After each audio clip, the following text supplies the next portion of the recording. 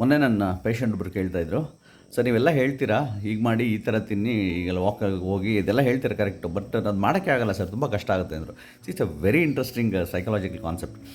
ನಾವು ನಮ್ಮ ಜೀವನವನ್ನು ಸುಪ್ತ ಮನಸ್ಸಿನಲ್ಲಿ ಬದುಕ್ತಾ ಇರ್ತೀವಿ. 90% of a life happens in sub conscious ಮೈಂಡಲ್ಲಿ. ನಾವು ಏನೇ ಮಾಡ್ತೀವಿ, ಈಗ ಬೆಳಗ್ಗೆದು ವಾಕ್ ಹೋಗೋದು ಒಂದು ಹ್ಯಾಬಿಟ್, ಅದೇ ಥರ ಸಂಜೆ ಆದ ತಕ್ಷಣ ಕ್ಲಬ್ಬಿಗೆ ಹೋಗೋದು ಕೂಡ ಒಂದು ಹ್ಯಾಬಿಟ್. ಓಕೆ, ನಾವು ಯಾವ ಹ್ಯಾಬಿಟ್ನ ಬೇಕಾದ್ರೂ ಕಲ್ಟಿವೇಟ್ ಮಾಡ್ಕೋಬೋದು.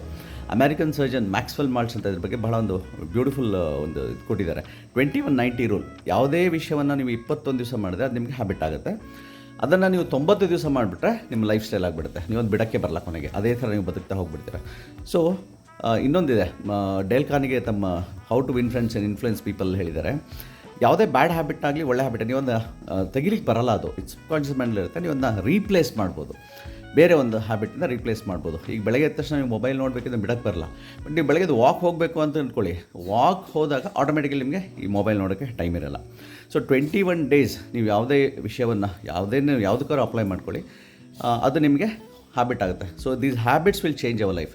ಇದೇ ಥರ ಇನ್ನೂ ಹಲವಾರು ವಿಷಯಗಳನ್ನು ಸೇರಿಸಿ ನನ್ನ 3ನೇ ಪುಸ್ತಕ ಬರೀತಾ ಇದ್ದೀನಿ, ಡಯಾಬಿಟಿಸ್ ರಿವರ್ಸಲ್ ಟಿಪ್ಸ್.